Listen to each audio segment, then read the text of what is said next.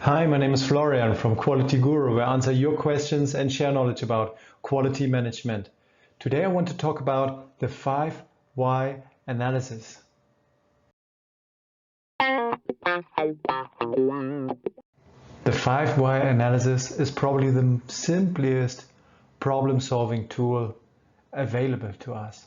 It's so simple that even children will ask why all the time. So the method is very easy. You just ask why 5 times.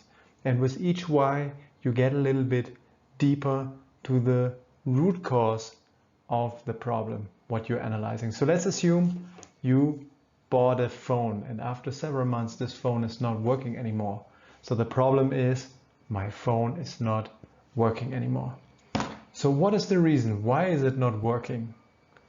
And here the first why could be, when you bring it back to the company, they analyze the phone and they will look at it and see, oh, there was a component within this phone was damaged. It could be a PCB, a circuit board, which is an electronic component which goes into the mobile phone and which is very sensitive and get easily damaged.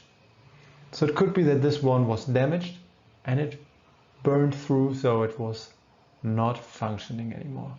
So why was that? So I can ask my second why. It's my second why. I could say, okay, because the operator, the person who assembled the part into the mobile phone, this was the one who damaged it during the assembly process. Okay, then I have my second why. But why did the operator damage the PCB during the assembly process? And here I could say the operator was not properly trained. But why was the operator not properly trained? Because there was no training plan in the company who said that the operator should train this specific topic, that these PCBs are very sensitive and that they have to handle them in a special way. And why was there no training plan? Here could be also a reason that the company maybe doesn't have a culture of training, and the leaders in the company, they're not aware that training is very important, or maybe they also don't have technical knowledge about this specific issue, and so on. And I could even define more whys, 6 whys, 7 whys, 8 whys, and I would go always deeper and deeper and deeper on a very much higher level. Can you see this? The first why only indicates the direct problem. So if I say the component inside is damaged, so I replace it, problem solved or not? No, because it can happen again. So what do I need to do? Okay, the operator can damage the parts tomorrow again. So what do I have to do? I have to train the operator. But only training this operator is not enough. I need to train all the operators. So I need the training plan and then train all the operators. So the deeper I go in the 5 why, the bigger will be my topic, what I have to attack in order to ensure the solution on the system level. So when I go to the deepest level, which is the culture, you can see that it will not be very easy to change all the mindset of the people, of all the leaders in this company. It will be a very big task. And this is actually what is so powerful about 5 why. So it leads you, when you are honest and direct with the team, it leads you to so powerful root causes that when you address them, you can get to really good and very strong results.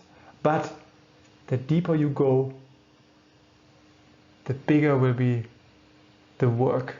So if you want to go to the 5th why and change all the culture of the company, maybe in your role as a specialist, it's not always possible, but you can make a contribution. But let's say some people stop on the way because they also don't want to attack those big problems. So they say, what can I do in my role here and now to improve the situation? And maybe they stop after 3 or 4 whys, which somehow is then the weakness of the 5 why analysis. So it is sometimes more convenient to stop on an earlier why, or to bend a little bit the answer and guide it into another direction in order not to address the critical and big topics.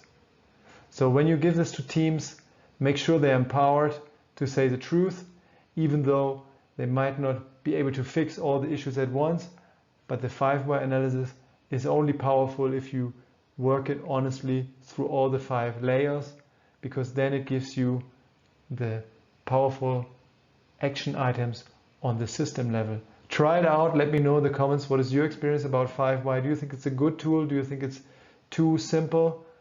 What are the pros and cons of this tool? Let me know. I'm happy to read about it, and see you in the next video.